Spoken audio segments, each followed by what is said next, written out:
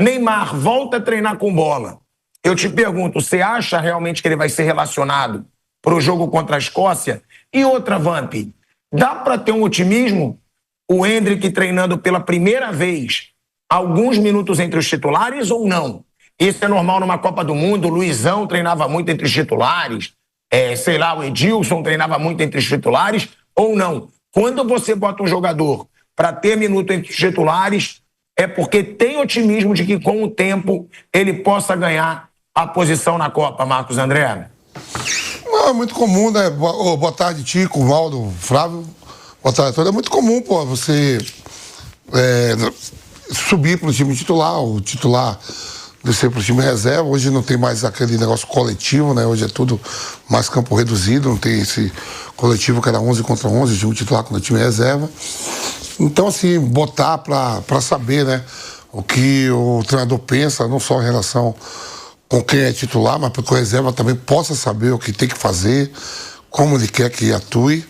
E o Endrick, né, todo mundo aí exigindo a presença do Endrick, uma vez muito comum, eu acho, não sei, né, a gente não sabe o que passa na cabeça do Ancelotti, como foi na estreia, ninguém adivinhou qual é do time titular, como ninguém ainda sabe também quem vai ser o time diante do Haiti amanhã. Eu acho que o Endrick não joga amanhã de titular, né, mas já está treinando, se por acaso precisar que ele entre, já tem um desenho do que o treinador pensa.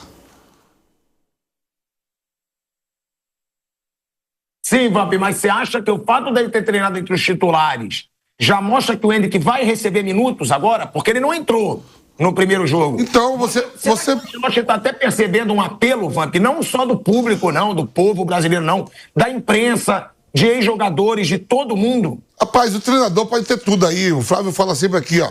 Eu posso ter a minha seleção, o Mauro é dele, você é dele, o Flávio é dele, milhões de brasileiros é dele, mas quem escala é o Ancelotti. Ele mesmo falou, né, que na hora que pensou em botar o Endrick, o Bruno Guimarães pediu para sair. Acontece isso, mudou totalmente o que ele pensava. O Bruno sentiu incômodo e não foi, né? E você já está fazendo parte dos 26, uma lista de tantos, né? Principalmente atacantes, vários atacantes aí, o Antony poderia estar numa relação dessa, o Pedro, entre outros. Já crescia que o treinador não descarta. Se vai dar mais minuto ou não, é Copa do Mundo, né? 38 rodadas.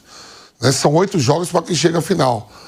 Então, quer dizer assim, possa ser que ele entre. No jogo passado, se colocou que o Endrick entrar, não entrou porque o Bruno Guimarães sentiu um incômodo. Vamos ver agora nesse jogo diante do Haiti. Mauro, então mesmo com o Neymar voltando a treinar com bola, você acha que não tem relevância nenhuma? Zero. Não joga bola há um mês. Um mês, fez ontem, né? Um mês ontem. Hoje já tem... Um mês e um dia que ele não joga partida. Ficou um mês sem tocar na bola. Trabalha com bola. Pô, nós todos trabalhamos com bola. E não é nem Copa do Mundo, às vezes é um Campeonato Paulista ou um Campeonato Paulista. Eu nunca vi o cara ficar um mês e ir pro jogo. Não tem isso. Ninguém nunca viu isso aqui. Tô lá, tô um mês machucado, vou entrar no departamento médico. E vou pro jogo. Tem essa transição de você... Outra coisa, onde que ele vai entrar nesse time? Não, é o seguinte, eu tava vendo... de quem? Eu tava vendo assim, cada vez mais, ó. Se o Brasil vai ganhando, vai passando, é sinal de que não vai ter mais... As oportunidades vai diminuindo, porque você tá ganhando... Sim. Né? Vai tirar, sacar alguém... Você tá definindo o time. Eu tô 40 dias parado... Isso. E o cara tá treinando... Se o Brasil for jogando e ganhando, vai ficando mais difícil pra eu poder jogar. E os adversários vão ficando mais complicados. Mais forte, vai chegando os caras mais fortes. Olha a intensidade dos jogos. Até Nova Zelândia e Irã tava uma correria. Um jogo... O cara tá 40 dias parado, pô. Não, e assim, entraria no lugar de quem? Tem isso? Então, se o Brasil vai passando é porque tá indo bem. Se fosse hoje, entraria no Aí lugar você vai tirar quem pra botar? Exato. Vai jogar de centroavante? Vai jogar no lugar do Vinícius? Vai jogar no lugar de quem? Vai entrar no meio campo? Vai entrar na ponta direita? Vai entrar onde? Já tem isso ainda. Porque um campeonato de 40 dias para quem chega à final, mano, vai ser, vamos supor, que seja um campeonato brasileiro, 38 rodadas. O time perde na quarta, perde no domingo. Aí você tem como mexer. Mas é uma Copa do Mundo. Se você tá passando, é porque seu time, a sua seleção tá indo bem. Sim. Eu estava lendo aqui agora, na segunda rodada, que agora tá indo, hoje começa a segunda rodada, certo? Sim. 16 seleções já pode ficar fora na segunda rodada, tá fazendo 13 seleções. Já pode cair na segunda rodada. Ficar fora da Copa na segunda rodada. Já está eliminado. Na segunda rodada de Copa do Mundo. Quer dizer, segunda rodada não dá nem 10 dias. Sim. E, Vamp, até em cima do que você falou, né, e é bom a gente deixar claro, pode ter, o Endrick pode ter caído numa real, né, o Vamp? Porque ele é um garoto muito novo. Ele pode ter caído na real, pô, será que o meu comportamento é diferente mesmo? Será que eu fico muito isolado mesmo? E agora, claro, como tem esse momento de muita cobrança pelo Endrick, pro Endrick entrar, sai o grupo todo em defesa dele, velho Vamp. Você acha que o moleque pode ter até melhorado, ter caído numa real? E outra, você disse antes da estreia na Copa que você acha que o Endrick vai conquistar a vaga de titular da seleção brasileira. Você ainda acha isso, Vamp? Acho, né? Vai ter algum momento, talvez no jogo de amanhã, a gente não sabe se vai estar jogando, pode entrar no decorrer do jogo. E ele é fora da competência, que ele treina pra caramba. Eu falei até aqui no programa que fora do Palmeiras ele tinha alugado o campo do Nacional, que fica ali na Barra Funda, em frente ao centro de treinamento do Palmeiras, tem do lado de São Paulo e em frente tem o Nacional. Eles tinham alugado um personal trainer que ele ficava treinando finalização sozinho, né? O que o Danilo falou, né? Gosto muito das entrevistas do Danilo, né? Falo que se fala mesmo, que tem que se falar da bola, não fica aquela enrolação, aquela conversa mole. O Danilo tá sempre de parabéns toda vez que ele se posiciona. E ele vai ter essa oportunidade. O dia a dia dele, como foi, tá amadurecendo, vai ser pai, né? Isso amadurece também muito mais. Está casado, vai ser pai, já teve experiência de ir também para Lyon, para França. Cada dia vai amadurecendo mais. Mas a parte dele de campo, em relação à seleção, ele está fazendo por merecer. Olha quantos jogos o Endrick já fez com a camisa da seleção principal, quantos gols ele deixou, a entrega dele, né? Ele pode ser mais do que for, mas dentro de campo, o Endrick se entrega. Às vezes entrega até demais. Até com a camisa do Palmeiras, quando ele estava, alguns jogos, falta que ele fazia desnecessária, muita força, é um tanque, né? E cada dia que passa vai amadurecendo. Quer dizer, o Endrick está indo pro seu... quando chegar em julho agora, quando terminar a Copa, que voltar, é sua terceira temporada, Mauro, Flávio, né? Terceira, né? Agora ele indo, porque um ano no Real Madrid, ele não completou e foi pro Lyon, né? Acho que ele ficou um ano todo no Real Madrid. Ficou um ano todo, segunda temporada. Então a terceira temporada dele agora na Europa, vai começar. Né? Então vai amadurecer mais ainda. Eu tô falando meio baixo, tá? O pessoal deve até estar estranhando na nossa audiência, porque essa bosta desse hotel Sheraton aqui, da Times Square, não deixou eu fazer um late check-out. Demora 15 minutos para chegar um elevador nessa bosta desse hotel aqui, Sheraton da Times Square. E você não pode fazer 1h30 de programa no late check-out. O que você tá rindo? Não, peraí. A culpa é do hotel agora. Ué, claro, óbvio. Todo hotel que eu fui no mundo eu pude fazer late check-out. Aí essa bosta não deixou. Se eu sou você... Por que você vai fazer late? Você vai embora? Você vai embora? Você vai deixar Nova York? Eu vou embora de Nova York e vou pra Filadélfia. Sabe quem não vai? O CBF confirmou agora que não vai, o Neymar vai ficar treinando. Não vai para Filadélfia, vai ficar só treinando. Não foi. É ridículo. Não foi para o primeiro jogo, né? Não viajou para aquele amistoso, não foi? Que foi onde? Amistoso mesmo? Nem me lembro de foi amistoso. Dentro dos Estados Unidos. Cleveland. É Cleveland. Né? Foi em Cleveland. Não foi a Cleveland. Aí foi, sim, ficou lá no banco, lá dando a força pessoal na Madeira, mas não vai a Filadélfia, vai ficar treinando o Neymar. Ele não vai fazer late check-out, não, vai ficar hospedado direto lá. Você é ridículo. É verdade. Formação é nosso esporte. Tem gente que diz que ele vai estar à disposição para o jogo contra a Escócia. Vocês acreditam? Principalmente você, Wander. Acredito. Você sabe como é que é o físico de um jogador para pegar ritmo para uma Copa do Mundo. Você acha que ele vai estar à disposição para o jogo contra a Escócia? Eu não acredito. Se tiver, vai ser incompetência da parte do departamento médico, dos preparadores físicos, que não tem condição nenhuma. O jogo para jogar contra a Escócia, não. A outra fase é outra coisa, mas para a Escócia não dá, não. Concorda, Flávio Prado, e concorda, Mauro César Pereira? Eu concordo, sim. Eu acho que ele deve voltar só pro mata-mata, pro meu jogo. E não tem nenhum sentido também, né? Não vai... Ele é sempre foi dito, né? Pelo menos da minha parte, que vai ser para eventos pontuais. E o jogo da Escócia vai ser um jogo pesado, vai ser um jogo, na melhor das hipóteses, para decidir primeiro lugar. E vai ser um jogo intenso, né? O time da Escócia é um time que bate muito, é um time que joga pesado.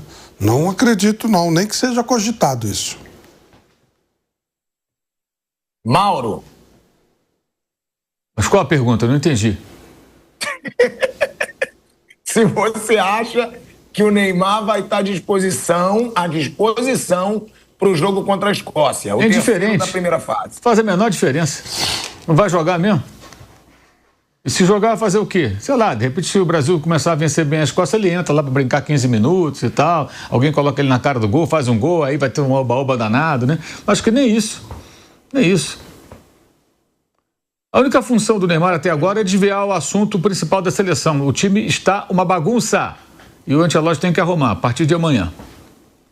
Ô Mauro, uma pergunta que é interessante. O time estava uma bagunça antes da Copa do Mundo? Já? Mas aí é amistoso, né? Bagunça? Tá jogando amistoso, tá ali. Não, é a preparação. A questão é, quando chegar na Copa, vamos ver o que vai apresentar. Sabia-se que o adversário mais difícil era o primeiro, tudo. O time do Brasil se apresentou muito mal. Muito mal. Essa é a questão. Muito mal. Coletivamente, muito mal. Então agora ele que é o técnico, que é o responsável por isso, tem que corrigir.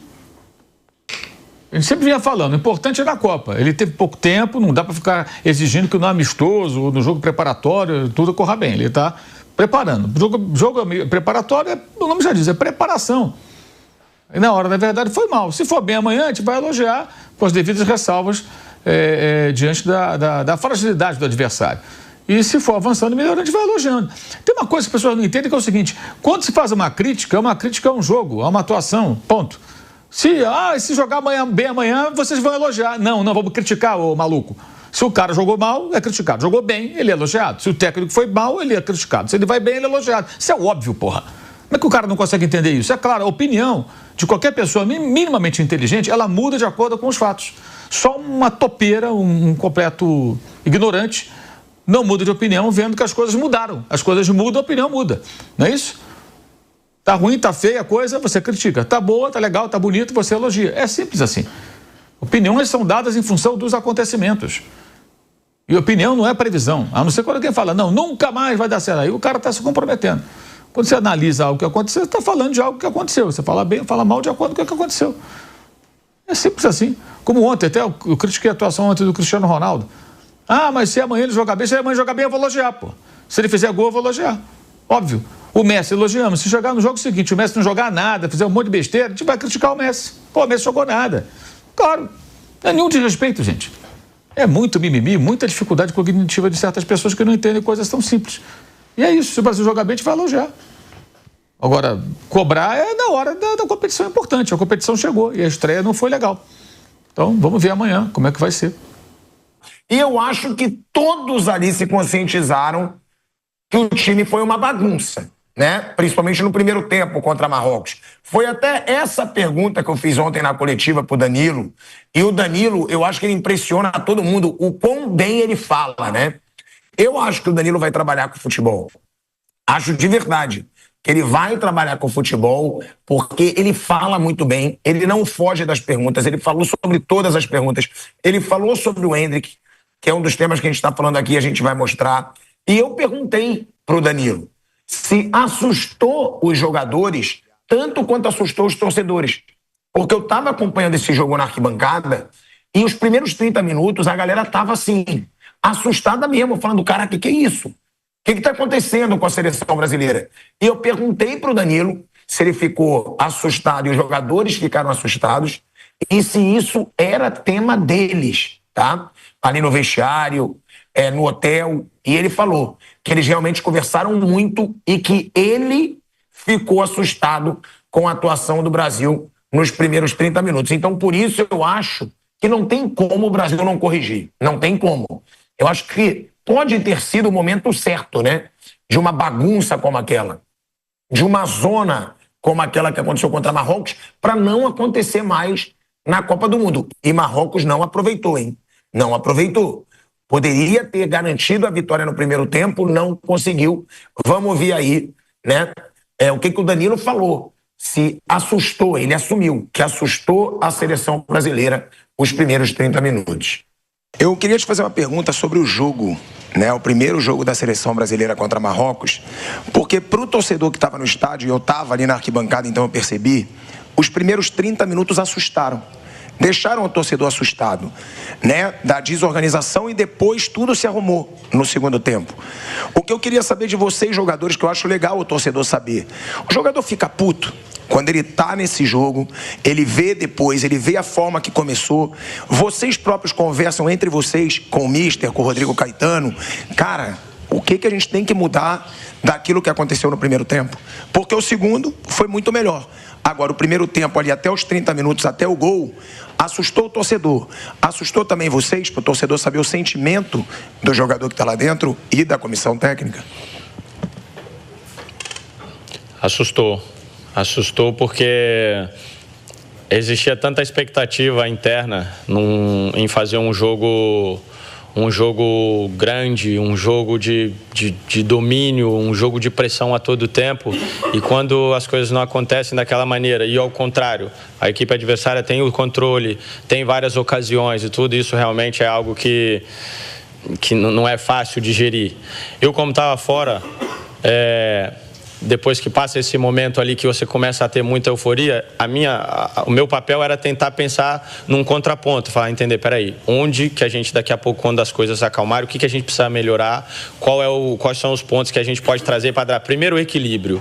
Porque não adianta, você não vai passar de um momento no jogo onde você está tomando pancada a um momento onde você vai bater. Você precisa achar o equilíbrio primeiro. E isso, para mim, era o primeiro ponto e o mais importante. Penso que a gente estava desequilibrado ali taticamente, e a gente estava desequilibrado ali um pouco emocionalmente. Então, a primeira coisa foi, quando a gente voltou para o vestiário, foi talvez trazer esse equilíbrio de novo, trazer um pouco essa calma, talvez correr menos. Muitas vezes correr menos não quer dizer que você não está se entregando, não está se doando. Correr um pouco menos, ficar um pouco mais na posição, entender os espaços, as distâncias, e penso que foi isso que a gente conseguiu mudar do primeiro tempo para o segundo, que não foi um segundo tempo excepcional, mas foi um segundo tempo onde a gente conseguiu dar mais pausa, a gente conseguiu encurtar as distâncias de passe, achar mais linhas de passe, e aí normal que a confiança vá crescendo, normal que os jogadores com muita qualidade, principalmente os da frente, se sintam mais soltos e mais leves para fazer as jogadas, que os jogadores da defesa se sintam mais protegidos. Isso é natural. Quanto a conversar sobre, a gente conversou muito, talvez até demais, eu te digo,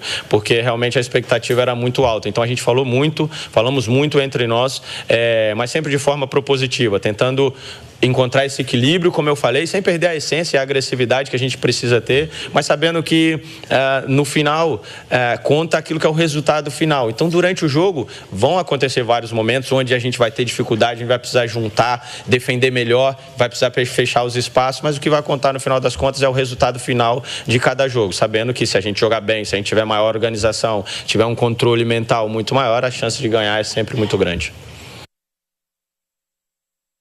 Flávio Prado, um Danilo que também falou sobre o Endrick, que a gente vai mostrar já. Agora, que ele deixa claro que assustou esses primeiros 30 minutos, que eles conversaram sobre esses primeiros 30 minutos. Então, se eles conversaram, é claro que a comissão técnica também conversou, né? A gente até já trouxe a informação que o Ancelotti foi duro ali no intervalo, só que o Mauro César Pereira mesmo e você falaram que a falha também foi do Ancelotti. O Ancelotti pode ficar bravo, o Ancelotti pode ser duro no vestiário, mas que para vocês a principal falha foi dele, que não conseguiu organizar o time.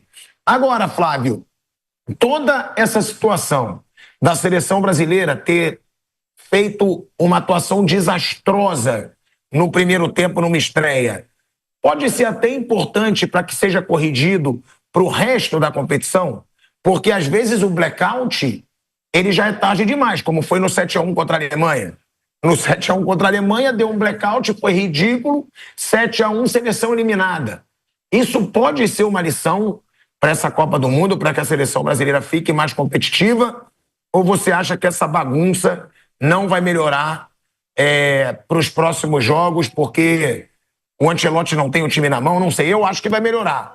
Quero saber sua opinião e também sobre o Endrick, Flávio, que o Danilo defendeu muito, já a gente vai mostrar a defesa do Danilo pro Endrick, diz que não tem nada disso de grupo, que o Endrick não é um jogador complicado, né? Quando ele foi perguntado sobre isso, O que falar, Flávio, sobre isso, sobre os jogadores percebendo do desastre que foi o primeiro tempo e do Endrick já tendo aí seus primeiros minutos no treino entre os titulares, Flávio? O primeiro, boa tarde. Com relação ao fato, né, do time ter se assustado, foi uma coisa muito clara, né? Eles estavam perdidos, correndo para trás e tiveram muita sorte de não pegar um time que fosse agudo. Você pega um time com um atacante, pega uma França, pega uma Noruega com o Haaland, com esse tipo de atuação, o Coreia comer, a coisa ficar complicada. Talvez tomasse uma alemanhada de novo aí, porque o jogo da Alemanha, o 7-1, também foram 20 minutos de sono, né, de estresse. Só que a Alemanha meteu 5, né, e o time do Marrocos não só não fez, como acabou ainda cedendo um empate. Então, são lições, a Copa só está começando, dá tempo ainda de ajeitar muita coisa, eu acho que não tem muito problema. Com relação a testes de jogadores, eu acho que é normal, né, colocar todo mundo para jogar. Não acredito que tenha a menor influência o que está se falando de Endrick, de quem quer que seja no Ancelotti. Seria uma decepção para mim se isso acontecesse, porque você traz os maiores técnicos da história do futebol para ele colocar o time que as pessoas pedem. Aí não precisa, né? Aí você põe qualquer um, pô. Vamos fazer uma votação. Faz na internet lá, quem vai jogar? Esse. E aí o que o povo escolher, você coloca. Então, bota alguém lá só para dar treino, o cara treina tudo igual. Claro. Reduzido. Coloca o estagiário, né? Coloca o nosso Raul Oliveira, que tá dando show aqui na Copa. Ele olha lá e fala, foi escolhido tal, joga o cara. Não tem o menor sentido isso. Ele tem que... Flávio, Flávio. Pois não. Mas você não pode perceber uma besteira que você fez? Pode, mas quem diz que ele acha que fez besteira?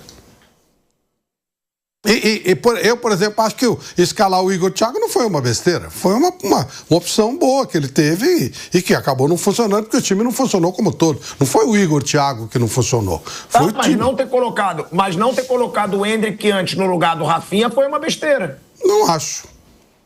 Acho que o Rafinha... Rafinha não acertou nada, o Rafinha foi um desastre. Eu não acho, eu acho que o Rafinha teve uma atuação, se movimentou, procurou jogo, é muito mais experiente do que o Endrick, era mais fácil. Então me bota pra jogar na seleção brasileira. Ficar correndo de um lado pro outro, sem dominar uma bola, sem acertar um chute, sem acertar um passe, eu fico. É mais fácil você sair de uma situação difícil com o Rafinha do que com o Endrick, é um jogador muito mais experiente, muito mais rotado, muito mais jogador, né? O Rafinha é muito mais jogador. E esses caras foram aqui, Bruno Guimarães, o Paquetá, o Vinícius, o Rafinha, foi que começaram a ajeitar a coisa para que a coisa andasse depois da parada.